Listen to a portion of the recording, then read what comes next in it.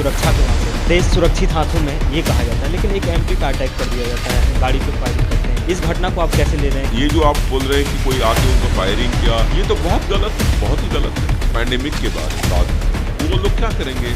मेरा मानना है सबसे ज्यादा डिसअपॉइंटमेंट किस चीज में है?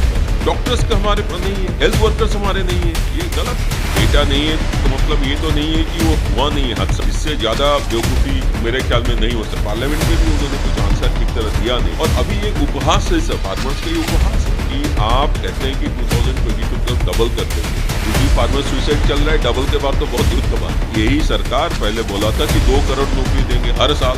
उसका क्या पोजीशन है वो भी बोलना चाहिए था उनको, और वो उसी को NREGS करते रहते। आप उनके लिए कुछ नहीं किया, एग्रीकल्चरल लेबर के लिए कुछ नहीं किया। करप्शन बढ़ता जाएगा, लोगों को मारते रहेंगे। रिलीजन के बेसिस पे पॉलिटिक्स खेलना मेरे।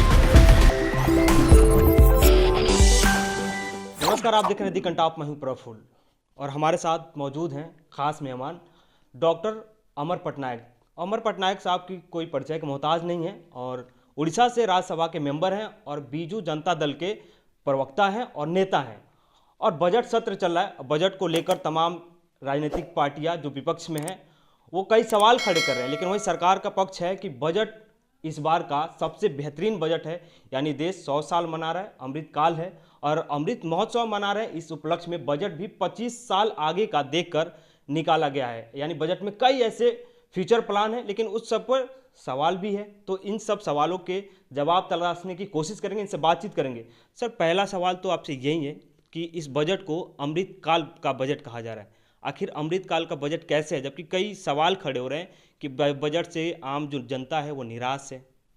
देखिए, इस बजट में अमृत काल को रख के, दैट इज इंडिया एट 100 साल के बाद क्या कहाँ पे पहुँचेगी और क्या कहाँ पे पहुँचना चाहिए, ऐसा एक पॉलिसी डायरेक्शन बजट में दिया गया है। तो लास्ट ईयर का आप बजट देखेंगे तो वैसे ही वहाँ पे भी वही पॉलिसी डायरेक्शन दिया गया था और उसी को थोड़ा सा आगे लेके आए हैं। आप कैपिटल एक्सपेंडिचर देखिए, लास्ट ईयर बढ़ा था जितना, उससे थोड़ा सा 1% ज़्यादा बढ़ा है, लेकिन जो ट्रेजेक्टरी है वो सेम रहा है। तो मुझे लगता नहीं है कि ये जो खाली कहने से तो अचीवमेंट नहीं होगा, खाली कहने से तो नहीं होगा, उसको कैसे अचीव करना है। इसके लिए एक तो मेथड है कि आप एलोकेशन करेंगे। दूसरा, आप कोई तो भारतवर्ष में कोई नहीं कह सकता है कि 100 साल पे अमृत काल में इंक्लूसिव डेवलपमेंट ना होगा, फार्मर्स का इनकम ना बढ़ेगा, कॉमन मैन का इनकम ना बढ़ेगा। ये तो कोई नहीं कह सकता। वे तो पार्ट ऑफ द बजट है, inclusive development part of the budget है, लेकिन उसके लिए कोई भुगतान नहीं हुआ है, ज़्यादा भुगतान नहीं हुआ है। जो लास्ट ईयर का लेवल था उसी लेवल पर रखा हुआ है, इसीलिए कहा जा रहा है, इसीलिए लोग इसका क्रिटिसिज्म कर रहे हैं। लेकिन मेरे ख्याल में जो ओवरऑल ठीक है, टेक्नोलॉजी को इस्तेमाल किए हैं, इंफ्रास्ट्रक्चर लेड ग्रोथ कह रहे हैं, और उसको यूज़ करके हेल्थ एजुकेशन सेक्टर में जो अचीवमेंट हुआ है, तो कई अच्छे चीज़ हैं। लेकिन यही प्रॉब्लम है कि जो इन्फ्लेशन है, प्राइस राइज है, महंगाई बढ़ रहा है, उसको ऊपर एड्रेस नहीं किया। फार्मर्स का इशू को एड्रेस नहीं किया है, कॉमन मैन का इशू को एड्रेस नहीं किया। वुमन का जो LPG प्राइस बढ़ रहा है, घर में कैसे चलेंगे वो, उसका एड्रेस करना चाहिए। वही ये जैसे कई बार ये बातें आ रही है सामने कि आम बजट तो कहा जाता है कि आम नागरिक को ध्यान में रख के बजट बनाया जाता है, लेकिन ये कैपिटलिस्ट बजट है। यानी कैपिटल, मैं तो वही कैपिटलिस्ट बजट नहीं बोलूँगा, नहीं कहूँगा, इसलिए कि ये जो कैपिटल एक्सपेंडिचर बढ़ाने से जो कैपिटलिस्ट बजट हो जाता है वो तो गलत बात है। जो भी कह रहे हैं वो गलत है। कैपिटल एक्सपेंडिचर बढ़ाना अच्छा है, कैपिटल एक्सपेंडिचर का मल्टीप्लायर इफेक्ट रहता है, लेकिन उसका भी कुछ लिमिटेशंस हैं कि ये मल्टीप्लायर इफेक्ट का जो फ़ायदा है वो प्रोजेक्ट डिले हो जाने से होता नहीं है कुछ ज़्यादा फ़ायदा। लेकिन सबसे इम्पॉर्टेंट ये है कि कैपिटल एक्सपेंडिचर से जो फ़ायदा होगा वेजेस में, एम्प्लॉयमेंट में, आप देखते हैं टेंडर करेंगे, लैंड एक्विजिशन करेंगे, तब तो 2 साल चला गया होगा। तो अभी जो इमीडिएट नीड है पैंडेमिक के बाद में, वो लोग क्या करेंगे? आप तो जानते हैं ग्रामीण इलाका में अभी भी लोग NREGS के ऊपर डिपेंडेंट हैं। अभी भी वो लोग दूर आप बिहार से है या उड़ीसा से जो लोग जाके बाहर काम करते थे वो नहीं गए, अभी तक हैं। तो उन लोगों को काम देने के लिए NREGS में एलोकेशन बढ़ाना था। उड़ीसा का मुख्यमंत्री मांगे हैं पैसा ज़्यादा, 25 crore budget allocation, labour budget allocation बढ़ाने के लिए बोले, लेकिन आप देखते हैं कि वो लास्ट ईयर का लेवल उसी लेवल पे रखा हुआ है। तो मेरे ख्याल में वो जो डायरेक्शन देना चाहिए, जो सिग्नल देना चाहिए, वो नहीं दिए। वो सोच रहे हैं कि सब ठीक हो गया, सबके लिए सब ठीक हो गया, वो गलत बात है। ये हेल्थ को लेकर काफ़ी कोरोना काल में हमने देखा सेकेंड और फर्स्ट और सेकेंड वेव में कि हेल्थ सिस्टम बड़ा लचर व्यवस्था रहा और उसके लिए सरकार ने कई दावे किए कि हम उसको बेहतर करेंगे।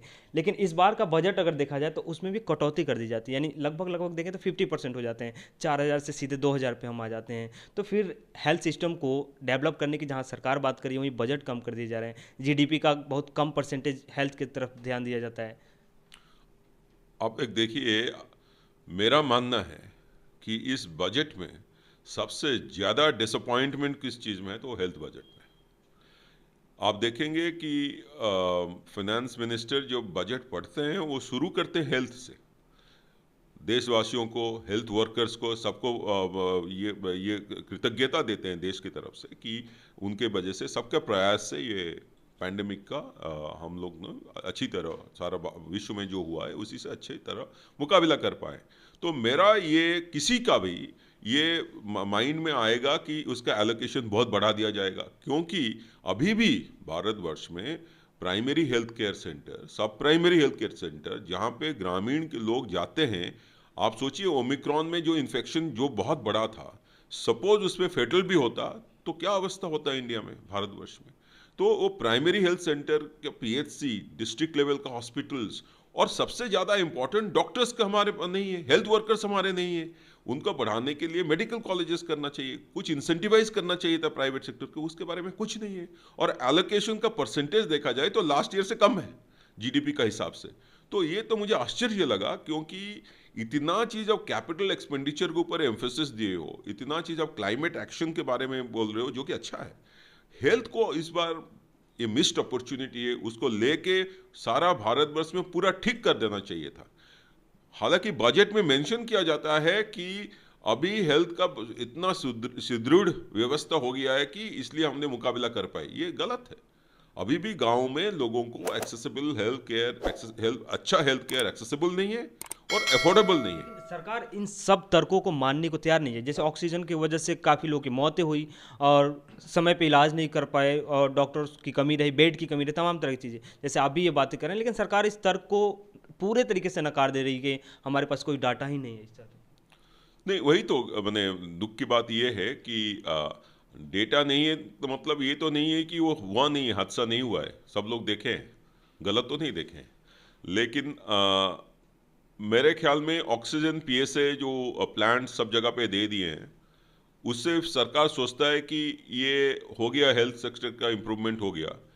इससे ज़्यादा बेवकूफ़ी मेरे ख्याल में नहीं हो सकता है, क्योंकि इस बार ऑक्सीजन का शॉर्टेज था, कल हार्ट का प्रॉब्लम है, दूसरा दिन और कुछ हो सकता है। आपको प्राइमरी हेल्थ सेंटर में डॉक्टर्स देने पड़ेंगे, हेल्थ केयर वर्कर्स देने पड़ेंगे और बहुत अफोर्डेबल करने पड़ेंगे। अभी भी देश के एवरेज नागरिक के लिए 58% उसका income out of pocket expense health के लिए जाता है। आप फिनांस कमेटी के मेंबर भी हैं और एक 2016 में जब मोदी गवर्नमेंट ने कहा था कि 2022 तक किसानों की आय दुगनी कर दी जाएगी, लेकिन इस बार भी किसान मायूस रह जाते हैं। उनके हाथ या उनके कह सकते हैं हक में कोई ऐसी फैसला नहीं आता जिससे उनका बजट आय दुगनी हो जाए या एमएसपी की गारंटी भी देने के काम नहीं हो पाते हैं पूर्ण। देखिए, इसके बारे में मैंने पार्लियामेंट में अभी हालांकि 2-3 दिन पहले एक क्वेश्चन में पूछा था, मिनिस्टर जो हैं उनको पूछा था कि आप बताइए कि स्वामीनाथन कमेटी कहता है कि एमएसपी का जो कैलकुलेशन है वो अहम है। कैसे आप कैलकुलेट करते हो, सबसे ज़्यादा अहम सवाल उसी में है, क्योंकि लीगलाइजेशन या स्टैट्यूटरी बैकिंग बाद में आता है। उसमें है कि आपका ज़मीन जिसके ऊपर आप एग्रीकल्चर कर रहे हो, उसको सपोज आप दे देते कंस्ट्रक्शन का काम में, आपको ज़्यादा पैसा सपोज मिलेगा, तो आप एग्रीकल्चर नहीं करोगे। तो इसलिए Swaminathan committee C2 formula use करने के लिए बोलता है कि अपॉर्चुनिटी कॉस्ट जो लैंड का जो है उसको भी मिला के आप फार्मर्स को देंगे तो उनका इंटरेस्ट भी रहेगा एग्रीकल्चर करने के लिए, उनका इनकम भी बढ़ेगा। लेकिन ये अभी सरकार A2FL लेके मानने के लिए तैयार नहीं है। पार्लियामेंट में भी उन्होंने कुछ आंसर ठीक तरह दिया नहीं है। और अभी एक उपहास है, फार्मर्स का ये उपहास है कि आप कहते हैं कि 2022 तक डबल कर देंगे। अभी भी फार्मर सुइसाइड चल रहा है, डबल के बाद तो बहुत दूर का बात है। एक और सवाल बहुत, बेरोजगारी को लेकर सरकारी आंकड़े अलग हैं और हकीकत अलग है, ज़मीनी हकीकत। 60 लाख रोजगार देने का वादा चल रहा है इस बजट में कि हम 60 लाख रोजगार सृजन करेंगे, नए रोजगार मतलब क्रिएट किए जाएंगे। और बेरोजगारी दर देखा जाए तो लगातार बढ़ता ही जा रहा है। तो क्या लगता है आपको इस बजट से कि जो हताश और निराश जो युवा हैं उनको रोजगार मिल सकेगा इन फ्यूचर? मैं तो कहता हूं कि ये बजट में सरकार जब वो स्टेटमेंट जो बोले हैं कि स्टार्टअप के माध्यम से 60 लाख नौकरी क्रिएट किया जाएगा, मैं बहुत खुश होता, सारा देश खुश होता ये बोलते कि लास्ट ईयर हमने इतना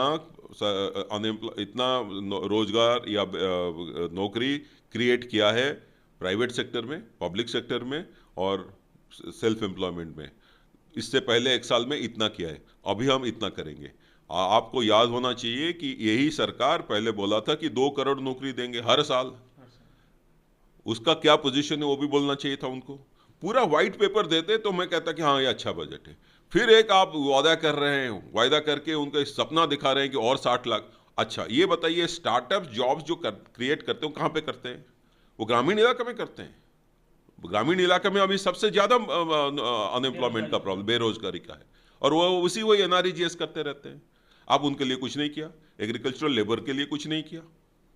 लेकिन सरकारी तो दावे हैं कि हमने रोजगार क्रिएट किए हैं, और दूसरा ये तर्क दिया जाता है कि किसी के पास हुनर ही नहीं है, मतलब वो कैपेसिटी नहीं है, कैपेबल नहीं है कि वो जॉब ले सके। ये आप देखिए बजट का पूरा मैंने मैडम का स्टेटमेंट, मैडम का स्पीच पूरा सुना हूँ। उसके बाद जो बजट का डॉक्यूमेंट है उसको पूरा पढ़ा हूँ। हर जगह में लिखते हैं कि कैपिटल एक्सपेंडिचर कर रहे हैं तो नौकरी बढ़ेगा, स्टार्टअप को हम इंसेंटिव कर रहे हैं तो नौकरी बढ़ेगा, नौकरी क्रिएट होगा। हम बैंकिंग सेक्टर को खोल रहे हैं तो नौकरी बढ़ेगा। ये खाली वायदा ही है, बढ़ेगा होगा कितने हुआ है 7 साल में, इसके बारे में तो कोई बयान नहीं दिए। एक और बड़ी लोग उम्मीद से देख रहे थे कि अगर इस बार के बजट जो होंगे एक जो मिडिल क्लास फैमिली कह सकते हैं, मिडिल क्लास जो वर्ग है, और कि हमारे जो टैक्स हैं और जहाँ स्लैब टैक्स हो उससे 2 लाख से 2.5 लाख तक के करीब था, उसको 5 लाख करने की उम्मीद जताई जा रही थी। लेकिन वहीं कॉरपोरेट सेक्टर के टैक्स को कम कर दिए जाते हैं, 12 से 7% कर दिए जाते हैं। तो इसको आप कैसे देखते हैं? तो इसीलिए कहीं ऐसा तो नहीं कि कॉरपोरेट को ध्यान में रखकर ये पूरे तमाम बजट बनाए गए? ये तो एक्सपेक्टेशन था, क्योंकि जो मिडिल क्लास है, मिडिल क्लास का जो इनकम था, अब तो मालूम है कि ये कोरोना की वजह से 84%, 84% लोगों का, भारतीयों का इनकम घटा है। 23 करोड़ लोग पॉवर्टी लाइन के नीचे चले गए। तो जो डिस्पोजेबल इनकम उनके पास है, वो डिस्पोजेबल इनकम को बढ़ाने के लिए जनरली डायरेक्ट टैक्स को कम करते हैं। वो तो ये किए नहीं है यहाँ पे। लेकिन उसके ये नहीं किए तो ठीक है, मैं मानता हूं कि ये सरकार का टैक्स रिसोर्स मोबिलाइजेशन का और कोई पंथा ही नहीं था तो इसलिए किया। तो ये जब मानते हैं तो फिर कॉर्पोरेट टैक्स को हटाने का क्या क्या क्या क्या क्या लॉजिक था? और कॉर्पोरेट टैक्स आप देखेंगे 2019 से घटते आ रहा है। लेकिन इतना करने के बावजूद कॉर्पोरेट सेक्टर के लिए प्राइवेट इन्वेस्टमेंट हो ही नहीं रहा है। यही टैक्स पेयर्स का पैसा जाके पब्लिक इन्वेस्टमेंट, कैपिटल एक्सपेंडिचर के हिसाब माध्यम से हो रहा है। प्राइवेट इन्वेस्टमेंट नहीं हो रहा है इसका मतलब। और इनका आप देखेंगे ड्यूरिंग पैंडेमिक के टाइम में यही कॉर्पोरेट सेक्टर का प्राय सब 90% लोगों का प्रॉफिट दुगना हुआ है। ये कैसे हुआ है? तो इसका मतलब यही है कि कॉर्पोरेट सेक्टर का अभी भी इस सरकार के ऊपर कॉन्फिडेंस ही नहीं है, जितना टैक्स कट करने के बावजूद। तो अभी ये सरकार क्या कर रहे हैं, कॉर्पोरेट सेक्टर को फायदा देके उनके थ्रू जॉब क्रिएट हो करेंगे, जो सोच रहे हैं वो सोच गलत है। और इससे क्या कौन मारा जाता है? मारा जा रहा है कॉमन मैन, मारा जा रहा है फार्मर, मारा जा रहा है एवरेज इंडियन।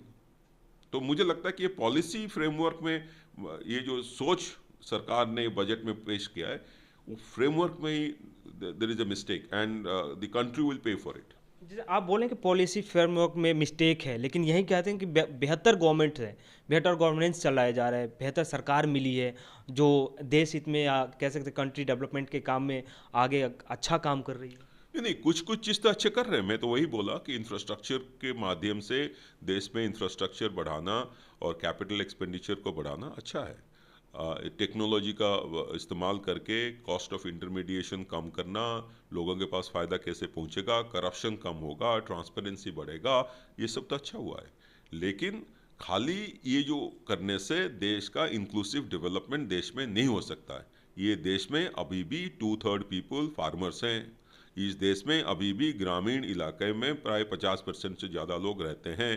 ये कैसे हम मान सकते हैं कि 1% भारतीय 50% से ज़्यादा वेल्थ को मैनेज उनके पास है और बाकी 84% के पास 50% मैंने 13% वेल्थ है। तो ये जो इनिक्विटी है, वो इनिक्विटी को एड्रेस करना सभी सरकार के लिए जरूर माने इम्पॉर्टेंट माइलस्टोन है। मैं तो बहुत खुश होता ये कहते एक ही स्टेटमेंट कहते कि अमृतकाल के 100 साल के बाद हमारे जीनी कोएफिशिएंट जो भारतवर्ष का है, इनइक्वालिटी का जो मापदंड है जीनी कोएफिशिएंट, वो कम हो जाएगा और अभी हम जो चाइना से भी नीचे हैं उससे ऊपर चले जाएंगे, जैसे कि स्कैंडिनेवियन कंट्रीज में है कि अमेरिका सारा डेवलप्ड कंट्रीज में।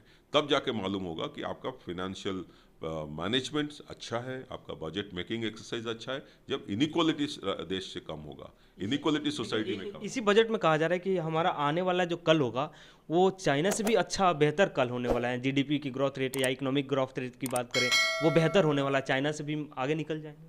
तो हम इसको तो वही बोलें कि जो जीडीपी का कैलकुलेशन से जो ग्रोथ है, ये मापदंड ठीक नहीं है।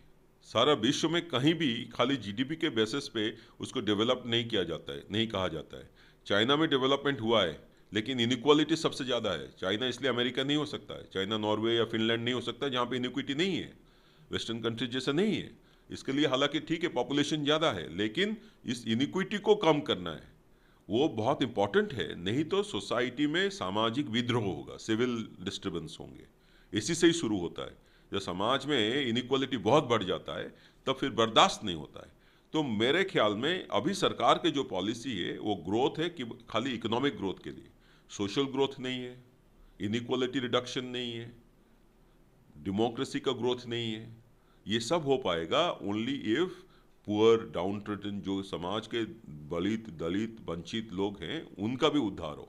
तो मुझे लगता है कि बजट में काफ़ी चीज़ अच्छा हुआ है, लेकिन ये जो सोशल सेक्टर स्पेंडिंग है उसको जो घटा दिया गया है या सेम लेवल में रखा गया है, ये मेरे ख्याल में होना नहीं चाहिए था। कैपिटल एक्सपेंडिचर हालांकि थोड़ा सा कम करके इसमें एक्सपेंडिचर करते या डिसइन्वेस्टमेंट के माध्यम से और ज़्यादा पैसा ला के यहाँ पे खर्चा करते तो अच्छा होता। बार बार आप बोलें कि मतलब सोसाइटी की बात आ रही है तो पॉलिटिकल थोड़ा सा अवेयरनेस की तरफ चलते हैं। बजट पे तो बात हो ही गई। आजकल जैसे डेवलप एक तरफ जो चुनावी मुद्दे होते हैं, एक तरफ डेवलपमेंट होते हैं, एक तरफ रिलीजन होते हैं, यानी पॉलिटिक्स में कहीं ना कहीं धर्म का एक प्रवेश हो चुका है। इसको आप कैसे देखते हैं कि राज्यसभा के मेंबर होने के नाते? देखो हमारे मुख्यमंत्री, जैसे उड़ीसा से मैं आया हूँ, उड़ीसा के मुख्यमंत्री नवीन पटनायक एक कहते हैं, कई बार कहे हैं वो कि पॉलिटिक्स एक प्रोफेशन नहीं होना चाहिए, एक पैशन होना चाहिए फॉर सोशल सर्विस, समाज सेवा के लिए एक सोशल सर्विस, महात्मा गांधी का प्रिंसिपल। उड़ीसा में रिलीजन के बेसिस पे, कास्ट के बेसिस पे आज तक कभी भी इलेक्शन, कोई भी इलेक्शन, सरपंच का भी इलेक्शन नहीं लड़ा गया है। ये गवर्नमेंट लेकिन दुख का बात है भारतवर्ष में अभी जो मेन नैरेटिव है वो रिलीजन के ऊपर है या कास्ट के बेसिस पे लड़ा जाता है।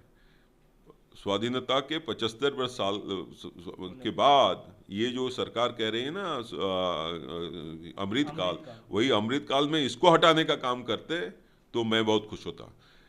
ये हटाने का काम खाली सरकार नहीं कर सकता है, समाज को ही करना पड़ेगा, जुडिशियरी को करना पड़ेगा, पार्लियामेंट में करना पड़ेगा, सबको करना पड़ेगा, लेकिन इसके ऊपर कोई प्रयास ही नहीं है। तो ये जो रिलीजन ला के समाज में डिवीजन लाना, लोगों के बीच में डिवीजन लादा खाली एक फ़ायदा के लिए, पॉलिटिकल फ़ायदा के लिए, उससे क्या होता है कि समाज में, जिसको एक वर्ड इकोनॉमिक्स में वर्ड है सोशल कैपिटल, तो सोशल कैपिटल कम हो जाता है। और जब सोशल कैपिटल कम हो जाता है अल्टीमेटली डेवलपमेंट नहीं होगा। आप पैसा खर्चा कर लो, लेकिन सपोज सब लोग लड़ाई करते रहेंगे, सरकार के उनके ऊपर ट्रस्ट नहीं है, तो लोग पैसा, करप्शन बढ़ता जाएगा, लोगों को मारते रहेंगे, आप उसी के ऊपर खर्चा करेंगे। एक प्रोजेक्ट के लिए जो पार्टिसिपेशन के माध्यम से 1 रुपया खर्चा करके उसका हो सकता था, आप उसके ऊपर 10 रुपया खर्चा करेंगे। तो अल्टीमेटली सोशल कैपिटल घटाने से, ये रिसर्च में प्रूव हो चुका है अमेरिका में भी, सोशल कैपिटल जब घट जाता है तो डेवलपमेंट नहीं होता है। आज बीजेपी का बजट वो आया था, उनका मैनिफेस्टो उत्तर प्रदेश में जारी किया गया। उसमें लिखा था फर्स्ट नेशन है, सेकंड रिलीजियस जो प्लेसेज हैं उसका डेवलपमेंट है, और थर्ड पे था डेवलपमेंट। तो इसको आप कैसे देखें? वही मैं माने कोई भी पार्टी, बीजेपी हो या कांग्रेस हो, कोई पॉलिटिकल पार्टी, इनका रवैया ऐसा नहीं होना चाहिए जिसको हम अंग्रेजी में बोलते हैं पैटर्नलिस्टिक। घर में बाप कहता है कि मैं सब जानता हूं क्या ठीक है तुम्हारे लिए, तुमको क्या पढ़ना चाहिए मुझे मालूम है।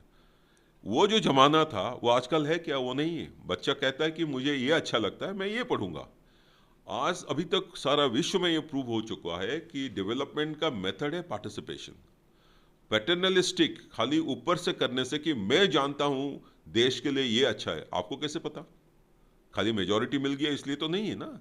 मेजोरिटी मिल गया लेकिन आपका पॉपुलर वोटिंग परसेंटेज तो 30-40 के बीच में है। मैं खाली बीजेपी के लिए नहीं बोल रहा हूँ, जहां पे भी राज्य सरकार अलग अलग पार्टी के हैं। तो इसलिए लोगों के साथ कम्युनिकेशन रख के, उनका बात सुन के, सबका बात सुन के, फिर एक स्ट्रैटेजी फॉलो करना, उसी स्ट्रैटेजी से ही देश का डेवलपमेंट होगा। ये जो पहले बोलते हैं नेशन, उसी में मेरा ऑब्जेक्शन ये है कि खाली उनको पता है क्या नेशन को क्या जरूरत है। नेशन को क्या जरूरत है वो गांव में जो रहता है उसको भी पता है, आप उसको तो पूछते नहीं हो। और डेवलपमेंट को थर्ड टर्म रिलीजन और उसके बाद थर्ड जो लाना है, ये मेरे ख्याल में रिलीजन पॉलिटिक्स में उसका स्थान ही नहीं होना चाहिए। रिलीजन का स्थान ही नहीं हुआ है। पहले भी वो लिखा है कि religion is the opium of the masses, पहले लिखा जा चुका है। तो इसलिए रिलीजन के बेसिस पे कोई भी पॉलिटिक्स खेलना, कहीं भी खेलना, मुझे मेरे ख्याल में गलत है। सिक्योरिटी में आ जाते हैं, सुरक्षा के मामले में देश सुरक्षित हाथों में ये कहा जाता है, लेकिन एक एमपी पे अटैक कर दिया जाता है। कुछ लोग, दो लोग आते हैं, हवाई फायरिंग करते हैं, फिर उसके गाड़ी पे फायरिंग करते हैं। इस घटना को आप कैसे ले रहे हैं? क्योंकि वहीं उनके जो एमपी हैं इम्तियाज़ जलील साहब उसी दिन उसको रेज करते हैं लोकसभा में। नहीं, मैं तो बोल रहा हूँ कि मैं इसको रिलीजन के लाइन पे फिर लेना नहीं पसंद नहीं करूँगा। लेकिन कोई एमपी हो, मेरे ख्याल में एमपी क्यों है?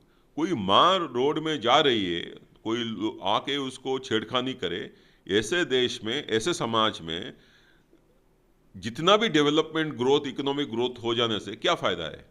तो इसी जो जैसे मैं एग्जांपल दिया, ऐसे हादसा का निराकरण केवल सोशल कैपिटल बढ़ाने से ही होगा, ये प्रूव हो चुका है।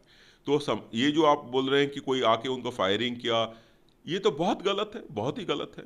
वो कोई भी हो सकता है, लेकिन ये एक मैसेज दे रहा है कि समाज में ठीक नहीं है।